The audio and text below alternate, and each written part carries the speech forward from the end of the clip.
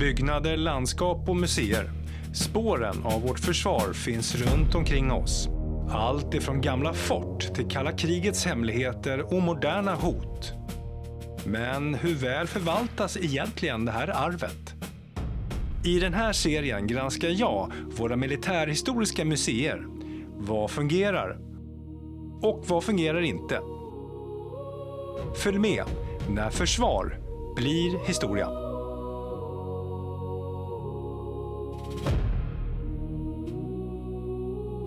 Idag tar vi oss till Boden och Försvarsmuseet.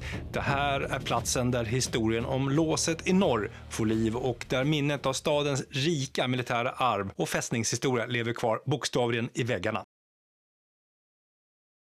Ja, vi är en bra bit upp i landet och Bodens Försvarsmuseum ligger ungefär 4 kilometer ifrån Bodens tågstation. Det är kanske inte gångavstånd, men det är väl ändå görbart för er med gott om tid. Försvarsmuseum Boden, det är ett modernt museum som sätter den svenska försvarshistorien kanske mer i ett globalt sammanhang.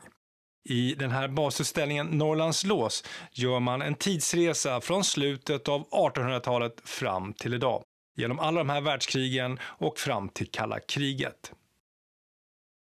Museet har den här självklara platsen på det här gamla regementsområdet A8. Det här är en miljö som andas militärhistoria i sig självt. Det första man ser när man kommer fram till museet är den här stridsvagnen som står lite nonchalant placerad på en gräsplätt precis vid parkeringen. Det här är stridsvagn 103, en av Sveriges mest ikoniska stridsvagnar från kalla kriget, känd för sin säregna, tonlösa chassi. Bodens Försvarsmuseum föddes efter en längre tid av en avveckling av det svenska försvaret. Och det är verkligen kul att se att man har sparat en del av de här svenska ikonerna. För runt hela entrén till museet finns olika militära fordon, bland annat bandkanonen. Den här svenska artillerikanonvagn är tagen i bruk sedan länge, men ett par exemplar finns faktiskt bevarade runt om i Sverige. Men den som står här utanför museet är långt ifrån startklar. Museet är inhyst i de gamla kasernbyggnaderna på A8-området. En stor modern glaskropp länkar samman de här 2 äldre försvarsbyggnaderna och fungerar som både entré och även en kafeteria. Museet tillkom ju förmodligen för att kunna bevara Bodens historia. För det här var en stad som under generationer präglats av grönklädda människor. Idag ägs verksamheten av kommunen och det märks på flera sätt, inte minst genom det här pedagogiska upplägget och den välkurerade utställningen. Basutställningen är uppdelad i 3 olika delar. Den första är Norrlands lås som belyser Bodens fästning från tidigt 1900-tal fram till nutiden. Den andra delen fokuserar på mönstringen, lumpartiden och Bodens roll som garnisonsstad. Och den tredje delen tar med oss in i Boden radio, en djupdykning både i teknik och radiohistoria. Pedagogiskt sett så är utställningen utmärkt. Den är nerskalad och lättkonsumerad på ett sätt som passar de allra flesta. Men det är kanske i enklaste laget för er som har ett djupt specialintresse inom ämnet. Bodens fästning, som är en hel enorm infrastruktur runt hela staden, förklaras här inne med hjälp av olika modeller och uppbyggda scener. Och för att verkligen greppa storleken så måste man faktiskt ta sig ut till någon av de här mäktiga bergsforten som omger Boden. Och en av de här är Rödbergsfortet som faktiskt ingår i museets verksamhet och också går att besöka.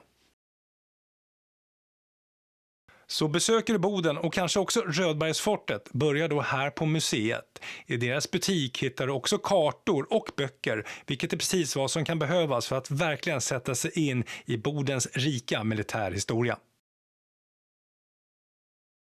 Det här är ett välkurerat museum som dessutom är anpassat för barn.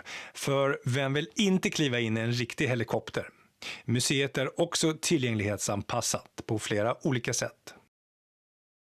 Med tanke på hur mycket militärhistoria som finns här i Boden så känns museet faktiskt litet. Barnen lär ju knappast klaga, men för en annan som vill gå på djupet hade jag gärna sett ännu en större utställning.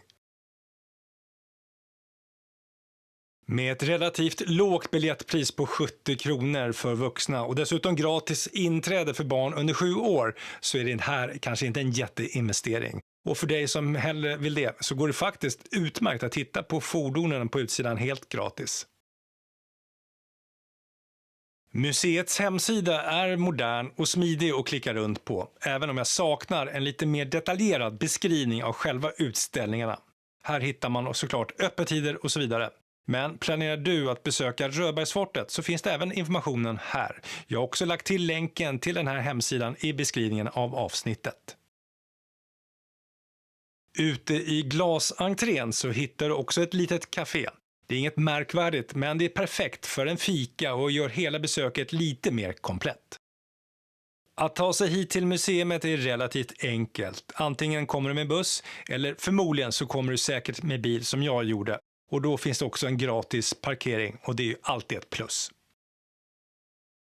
Så, är det värt en omväg?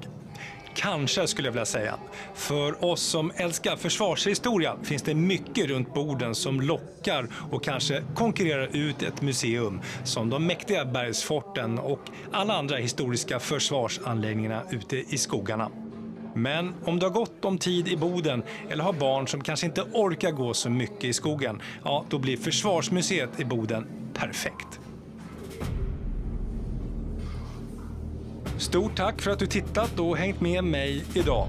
Och om du brinner för historia och gillar att upptäcka såna här unika platser lika mycket som jag gör, glöm inte att klicka på prenumerera. Det betyder jättemycket för kanalen och se till att du inte missar nästa historiska äventyr. Vi ses!